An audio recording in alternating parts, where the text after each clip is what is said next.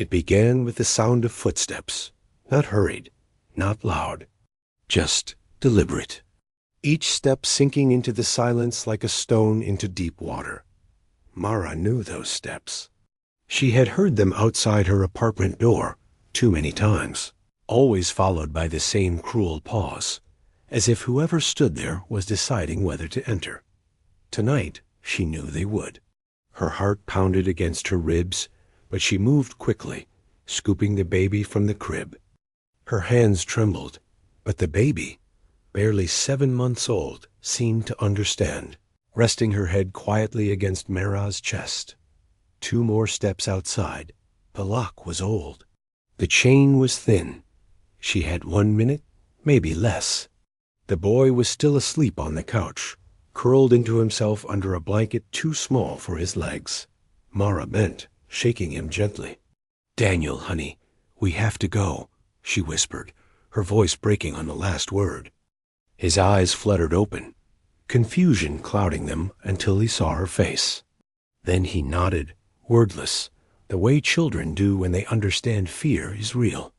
The last thing she grabbed was the small duffel bag she had packed weeks ago, hidden under the sink.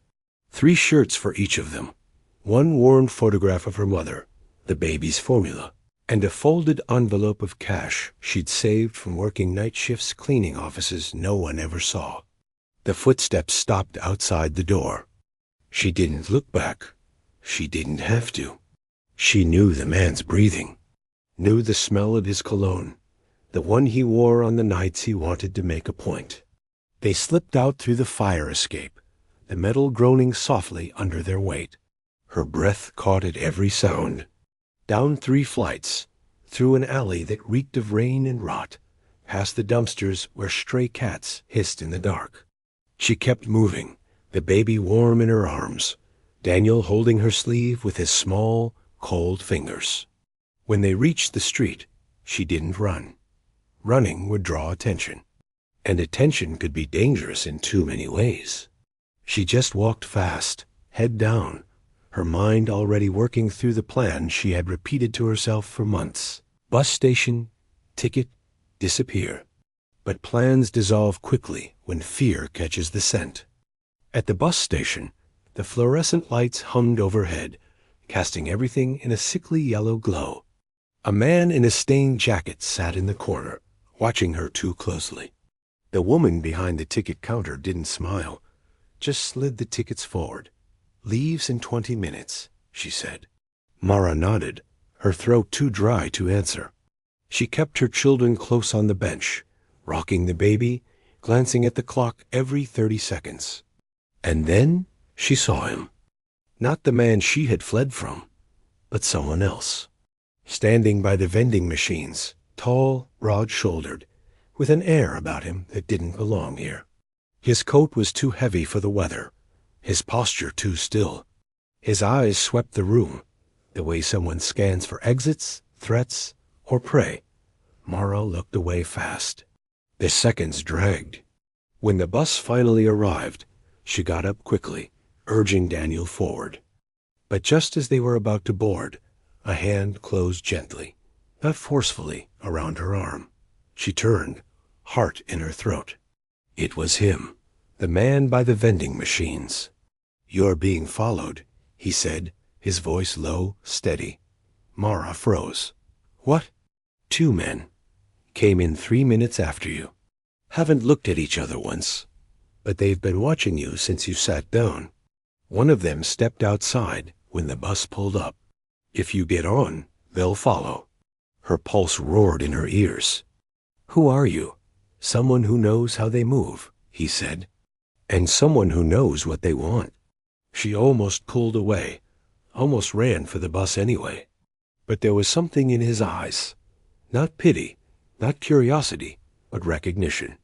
He glanced at Daniel and the baby. "You can trust me or not. But if you stay here, you won't make it past the next stop." Her legs felt hollow.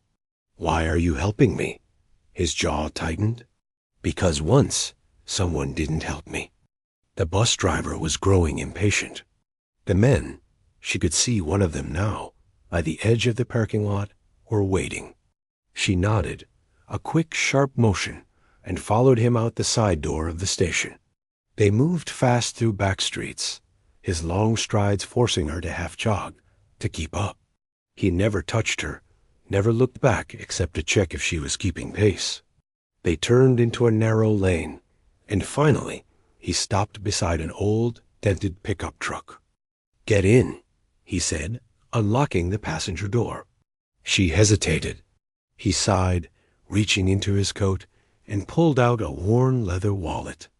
Inside, an ID card with a corporate logo she vaguely recognized, the kind that belonged to high-rise buildings she had cleaned floors in but never entered past the lobby. "Former head of security, Howarth International," he said flatly. "I quit 6 years ago. My name's Adrian. Now get in." She climbed into the truck, pulling the children close. Once they were moving, Mara found her voice. "You said you knew what they want. What is it?" Adrian's hands tightened on the wheel. "Control. People like that. They don't care about money. Not really. They care about owning you, breaking you down until you forget what you were before them. And from the way you ran tonight, I'd say you know that already." Her throat closed. She looked out the window, the streetlights blurring past. "I don't even know where to go." "I do," he said. "But it's not close. And it's not safe in the way you're hoping for. It's hidden. The kind of place no one bothers to look." She almost laughed, a bitter, hopeless sound. "And why would you take us there?" His voice was quiet. "Because I'm tired of watching people like him win." They drove through the night, the hum of the engine the only sound between them. Daniel eventually fell asleep against her side. The baby's tiny breaths warmed her collarbone. Mara stayed awake, though. She didn't trust the dark. After an hour, Adrian pulled off the main road onto a dirt track that wound into thick woods. The headlights caught the edges of tall pines, branches bending in the wind. Finally, they stopped in front of a small, weather-beaten cabin. "This is it," he said. She stared at the cabin. "You live here?" "I exist here," he corrected. "Living's something I'm working on." When they stepped inside, the air smelled faintly of wood smoke and dust. It was sparse. One main room, a small kitchen, a closed door in the back. But there was a fireplace, and it was warm. "You can sleep here tonight," Adrian said, already moving to stoke the fire. "Tomorrow, we figure out what comes next." Mara wanted to ask him 100 questions. About who he was, what he had lost, why his eyes seemed haunted in the same way hers did. But for the first time in months, maybe years, she felt a thin thread of safety wrap around her. She sank into the couch with the children, listening to the crackle of the fire. For now, that was enough. Mara woke to the sound of rain against the roof. For a moment, she didn't know where she was. The couch was unfamiliar. The air smelled of pine and smoke, and the only warmth came from the baby curled against her side. Then memory returned, the footsteps, the station, the man named Adrian. She sat up slowly, careful not to wake Daniel. Her body ached from tension, and her mind was already racing ahead. How long before they were found? How far could fear travel? From the kitchen came the quiet clink of a mug against wood. Adrian stood by the small stove, pouring coffee. His coat was gone now, revealing a shirt with sleeves rolled to the elbow, forearms marked with faint scars. He didn't look up at her right away, as if giving her the choice to speak first. "Did they follow us?" she asked finally. He shook his head. "Not last night. I took 3 different roads out of town. If they knew where you were headed, they would have caught up by now." It should have comforted her, but it didn't. "You sound like you've done this before." A faint smile tugged at his mouth, not a happy one. "I've helped people disappear, once or twice. Never ended well, but I'd like to think I've learned from that." She wanted to ask more, but Daniel stirred then, rubbing his eyes. Is this our new house? He mumbled. Mara hesitated. It's where we're staying for now. Adrian crouched down so he was eye level with the boy. It's safe here. The trees make it hard for anyone to get close without me hearing them. Daniel studied him for a moment and nodded solemnly, as though deciding this strange man could be trusted for now. They spent the morning quietly. Adrian brought in firewood from outside, the rain dripping from his hair. Mara made oatmeal from the sparse supplies in the cupboard, grateful for something warm to put in the children's stomachs. But beneath it all was a hum of unspoken questions. By noon, Adrian finally broke the silence. I need to tell you something before you decide whether to stay. Mara stiffened. I used to work for a man named Halworth, he continued. He was the kind of billionaire who thought the world was his to arrange. I protected him, and I saw things I let happen, because it was my job not to ask questions. Until one day, I couldn't anymore. Walked out, but walking away from that kind of power, it doesn't erase you from their memory. Mara met his gaze. Is that why you live out here? Alone? Yes, he said simply. It's quieter. And when people come looking, I have time to react. She thought about the men at the station. The one after me, he's not a billionaire, but he's connected. Money in the wrong places. Friends who don't care what he does. I tried to leave before. He always found me. Adrian's expression darkened. Then you were right to run last night. The rain eased as afternoon settled in, but the woods seemed heavier, shadows thick between the trees. Mara watched from the window as Adrian walked the perimeter, checking something unseen. When he came back in, he said, If you want to leave, I can take you somewhere farther. But it'll be harder to survive there. Fewer supplies, no guarantee of help. She looked at her children. The baby slept, small fists curled like petals. Daniel sat on the floor with a piece of firewood, tracing patterns in the grain with his finger. We can't keep running, she said quietly. Not forever. His eyes met hers. Then we prepare. We make it so if he comes here, he leaves with nothing. That night, after the children slept, they sat by the fire. Mara told him about the years before, the way she had met her husband when she was young and certain she could change people, how his charm had soured into control, how every escape attempt ended with him tightening the cage. Adrian listened without interrupting, only nodding occasionally, as though marking each detail in his mind. When she was done, she asked, And you? What made you leave? He stared into the flames. Halworth had a daughter. She was 18. She trusted me. She thought I'd protect her. But power, it eats loyalty. She disappeared one night. I never found out where she went, only that the family stopped mentioning her. That was the night I walked away. I thought distance would give me peace. It hasn't. For a long moment, the only sound was the fire popping. Maybe, Mara said softly, helping us as a way to fix that. He didn't answer, but his gaze softened in a way that made her think he was considering it. The next few days passed in a fragile rhythm. Adrian showed her how to keep the fire going, where he kept extra blankets, which parts of the woods were easiest to hide in. Mara cleaned what she could, the act of order giving her mind something steady to hold. But the quiet couldn't last. On the fourth night, as wind rattled the cabin walls, Adrian came in from outside, his jaw tight. There's a car, he said, 1/2 mile down the track. Engine off, lights out. Her breath caught. They haven't moved yet, he went on. Could be hunters. Could be him. What do we do? She whispered. We wait, Adrian said. If they try to come closer, we make sure they regret it. The night pressed in around the cabin like a living thing, every shadow heavier than the last. Mara sat on the couch with the baby in her arms, the blanket pulled tight around them. Daniel, sensing the shift in the air, stayed close to her side, without asking questions. Adrian moved quietly, checking the locks, making sure the shutters were drawn. His every motion was precise, practiced, a rhythm he must have repeated 100 times before, somewhere else, for someone else. What if it's him? Mara whispered. Adrian's eyes met hers.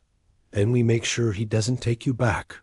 There was no bravado in his voice, no false courage. Just a statement, firm as stone. Still, her stomach churned. She had lived too long under the rule of a man who never needed to raise his voice to destroy her. She knew how relentless he could be. Adrian handed her a flashlight and pointed to the back room. If I tell you to go, you take the kids and run out the back. There's a trail that curves toward the creek. Follow it until you see the fallen pine. You'll know it when you see it. Hide there. Mara nodded, clutching the flashlight like a lifeline. And you? I'll stay, he said simply. The minutes stretched into an hour. Rain began again, pattering against the roof. The sound masked smaller noises, and Mara's nerves frayed with each creak of the wood. Then, just past midnight, Adrian straightened. They're moving. He slipped a small handgun from a drawer, old but well kept, and checked it with a familiarity that told her he had done this countless times before. His voice stayed calm, but there was a steel edge to it now. Stay low. Don't open the door unless I say so. Mara crouched by the couch, holding the children close. She listened, the crunch of tires on wet gravel, then the slam of a car door. More than one set of footsteps. Slow, deliberate, a knock rattled the door. Adrian Ward, a man's voice called, low and mocking. Still hiding out in the woods? That's no way for a man like you to live. Mara's blood ran cold. She didn't recognize the voice, but she recognized the tone. The same condescension, the same certainty of power. Adrian didn't answer. The voice tried again. We're just here to talk. You've got something that doesn't belong to you. Mara's grip tightened around the baby. This time, Adrian answered, his tone like a locked gate. You've got the wrong cabin. A pause. Then, almost amused. Do I? Because I think I see the right one right here. Adrian glanced back at Mara and mouthed, Go. Her pulse roared in her ears. She shook her head. She didn't want to leave him alone, but he gave her a look that brooked no argument. She scooped Daniel up, balancing the baby against her shoulder, and moved toward the back room. Her hands trembled so badly, she nearly dropped the flashlight. Then she heard it, the sound of boots on the porch, wood groaning under weight. Adrian's voice again, low and sharp now. That's far enough. A beat of silence. Then the shatter of glass. Mara bolted out the back, the cold rain hitting her like a slap. Daniel clung to her, the baby beginning to cry against the sudden chill. She ran, feet slipping in the mud, heart pounding with every step. Branches clawed at her arms as she pushed deeper into the woods. The flashlight beam jerked wildly across the trees. Then there it was, the fallen pine, its massive trunk blocking the trail. She ducked behind it, pressing herself and the children into the damp earth. She couldn't hear the words anymore, just the muffled rise and fall of voices, and then a single gunshot. Daniel whimpered. Mara pulled him close, whispering, It's okay, it's okay. Though she didn't believe it, minutes passed. Or hours. Time had no shape here in the dark. Then, footsteps on the trail. She tensed, ready to run again, until Adrian appeared through the rain, moving fast toward them. Come on, he said. His face was pale, jaw clenched. We can't stay here. What happened? She asked. They'll be back, he said simply. And next time, they won't knock. He led them deeper into the woods, his pace relentless. Mara followed without question. Whatever had just happened back at the cabin, it was gone now, along with any illusion that this place could be their sanctuary. As they walked, she realized something. Adrian was limping slightly, favoring his left leg. "You're hurt," she said. "It's nothing," he replied. But his voice was tight, and she could see the wet darkness spreading on his jeans. They didn't stop until the woods thinned, and the first gray light of dawn began to seep through the trees.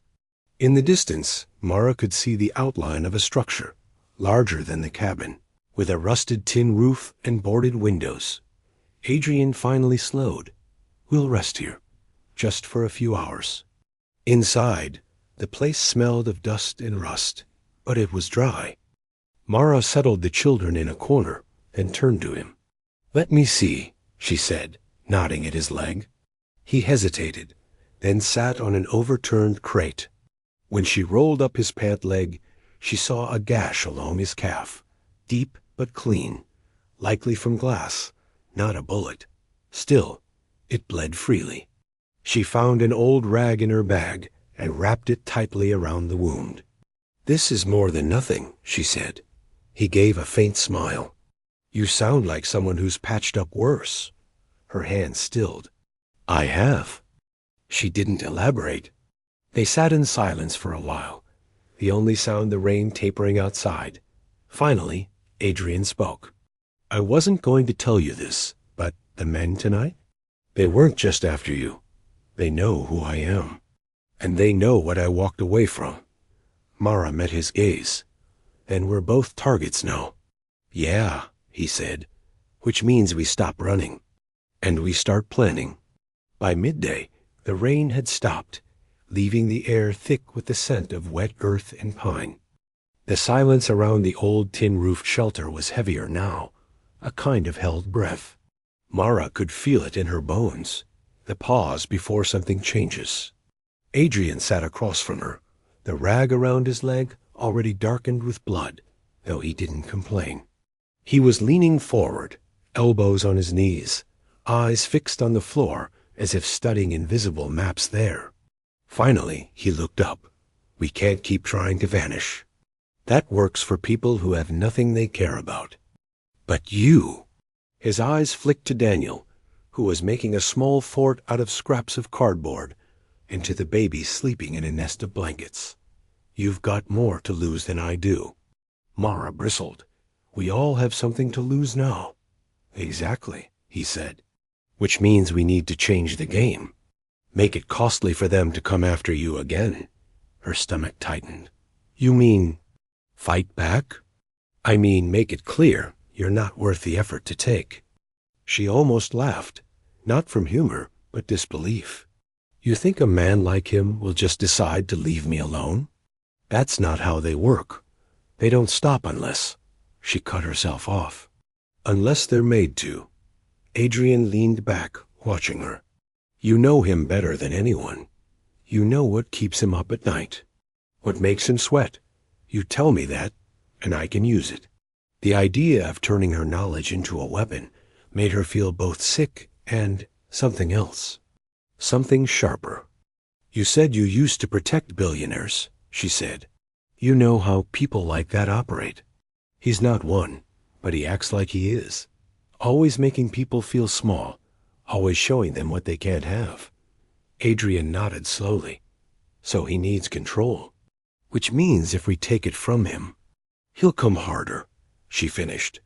"But maybe he'll trip in the process." They sat there for a long moment, the air between them thick with the weight of the decision.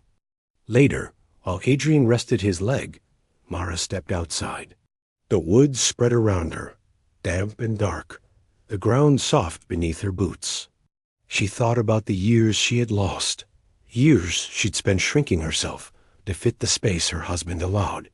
And now here she was, in a clearing with a man who had walked away from a life of wealth and power, trying to decide whether she was ready to stop hiding. When she went back inside, Adrian was awake. "I'll do it," she said. He didn't ask what she meant. He just nodded, as if he'd been waiting for her to say it. They spent the afternoon talking, not about feelings, not about trust, but about steps. Adrian asked questions. Names of people her husband trusted, places he kept money, favors he owed. Mara answered carefully, the memories coming like splinters. She told him about the cabin her husband had once used for business outside the city, really a place where he stored things he didn't want anyone to find. Adrian's expression sharpened. If we can get inside, maybe we find something worth more than the trouble of chasing you. By evening, the plan was taking shape. It was strange. They didn't talk about what would happen if it failed. Neither of them needed to. The risk was the same as always. Lose, and you disappear for good. That night, after the children were asleep, Mara found herself by the doorway, watching Adrian as he cleaned the small handgun. He moved with quiet precision, his focus absolute. "You're different when you're preparing for something," she said. He looked up. "That's when I know who I am." She hesitated, then asked, "And who's that?" He gave a faint, tired smile. "A man who once thought loyalty meant silence. Now I know better." They held each other's gaze for a beat, too long before Mara turned away. The next morning, they left the shelter before dawn, moving through the woods to where Adrian had hidden the pickup a few miles away. Daniel rode in the middle seat, eyes wide but quiet, as if he could sense the importance of what they were doing. By the time the sun broke fully over the horizon, they were on a narrow road that led toward the outskirts of the city, the place Mara had sworn never to see again. She caught her reflection in the passenger side window, hair damp from mist, eyes tired but alert. For the first time in years, she didn't see just a woman trying to survive. She saw someone heading toward something, even if it was dangerous. Half an hour later, Adrian pulled the truck into a gravel lot behind an abandoned warehouse. "We walk from here," he said, too close to bring the truck in without drawing eyes. The cabin was still 2 miles away, through the edge of an industrial district. Every step felt like moving deeper into a place she'd promised herself she'd never return to. But Adrian stayed a half step ahead, his presence steady, like the promise of a wall at her back. When they finally reached it, the cabin looked smaller than she remembered, just weathered wood and a sagging porch. But Mara knew better. Inside was the version of her husband the world never saw. Adrian crouched beside the door, scanning the lock. "Give me 2 minutes." She waited, heart pounding, until the click of the door opening broke the stillness. Inside, the air was stale. Dust lay thick on the floorboards, but the desk in the corner was clear, as though someone had been here recently. Mara moved toward it, her hands trembling as she opened the drawers. Papers, folders, a small black safe. She pointed at it. "That's what you want." Adrian studied the safe for a moment, then reached into his bag for a set of tools. "This'll take time. Watch the windows." While he worked, Mara scanned the room. Every shadow seemed to move. Every creak of the floorboards under her feet felt like a signal. Then she heard it, the crunch of tires on gravel outside. She turned to Adrian, voice barely a whisper. "Someone's here." His hands didn't stop moving.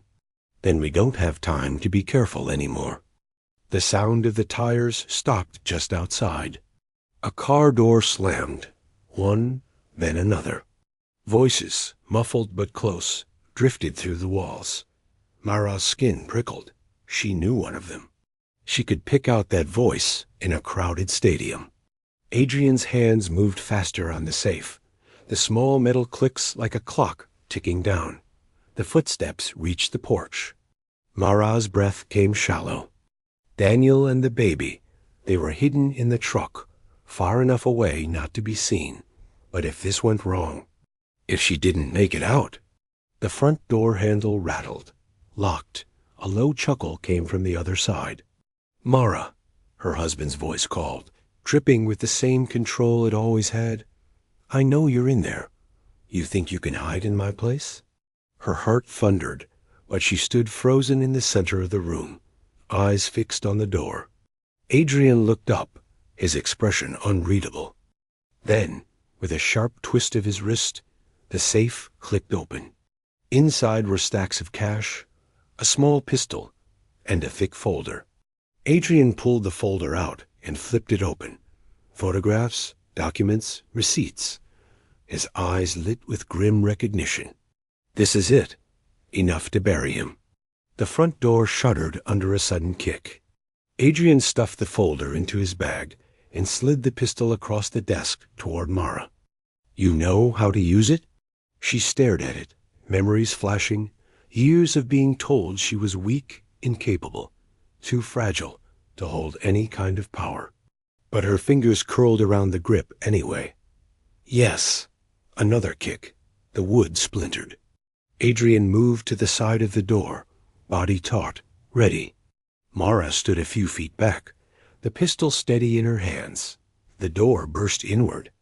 Her husband stepped in, his frame filling the doorway, eyes sweeping the room and landing on her.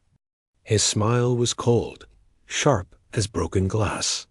You've made a mess, Mara, he said, stepping closer, but it's over now. Come home. She didn't move. This isn't your home anymore. His gaze flicked to Adrian. You think this man can save you? You don't know him like I do. Men like us, we always get what we want. That's where you're wrong, Adrian said quietly. The next moments happened too fast to separate. Her husband lunged toward her. Adrian stepped into his path, blocking him with a force that shook the floor. They grappled, Adrian moving with the precision of someone who'd been in fights he couldn't afford to lose. The second man from outside rushed in, but Mara's arms lifted without thought. The pistol's weight was cold, grounding. Stop, she said, her voice low, steady. The man froze. Something in her tone, maybe the years of silence breaking at last, made him hesitate. Adrian drove her husband back against the wall, pinning him there with one arm while his free hand pulled out the folder. He held it up so her husband could see. This goes public, Adrian said, and you're finished. Every deal you've hidden, every payoff, every threat, all of it out there for the world to see. Her husband's eyes narrowed. You wouldn't, I would, Adrian said, and she will. For the first time, Mara saw uncertainty in his face. Not fear, not yet, but cracks forming in the wall he built around himself. You walk away, Adrian continued, and you never come near her again, or this ruins you. Her husband glanced at her then, as if expecting her to fold, to fall back into the old roles. But she met his gaze and didn't flinch. This ends now, she said. Silence. Then, slowly, he nodded once. Fine, but you'll regret it. Adrian stepped back, letting him go. A man straightened his jacket, signaled to his companion, and walked out without another word. They waited until the sound of the car faded before either of them moved. Mara's knees felt weak, but her grip on the pistol didn't loosen until Adrian gently took it from her. You did well, he said. Her laugh was shaky. I'm still shaking. That's normal. Means you're still human. They left the cabin immediately, Adrian taking a different route back to the truck. Daniel's face lit up when he saw her, and she pulled him into her arms, holding him tight. The baby stirred, pressing her warm cheek against Mara's neck. By the time they reached the edge of the woods again, the day was fading into gold. That night, they returned to Adrian's cabin. The window was still broken, the place bearing scars from the men who had come for them.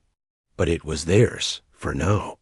Mara sat by the fire, the children asleep beside her. Adrian was at the table, sorting through the folder's contents. This, he said, holding up a stack of papers, is enough to keep him busy for a long time. Long enough for you to decide what comes next. She watched him, the firelight catching in his eyes. And you? What's next for you? He hesitated, then said, Maybe I stop hiding too. For a long while, they didn't speak. Outside, the wind moved through the trees, carrying the scent of rain and pine. Inside, the air was warm, And for the first time in years, Mara felt something more than survival. She felt the first fragile thread of a future. It wouldn't be perfect. It wouldn't be easy. But it would be theirs, built not on fear, but on the quiet, stubborn belief that they could protect what mattered. And maybe, in the end, that was enough.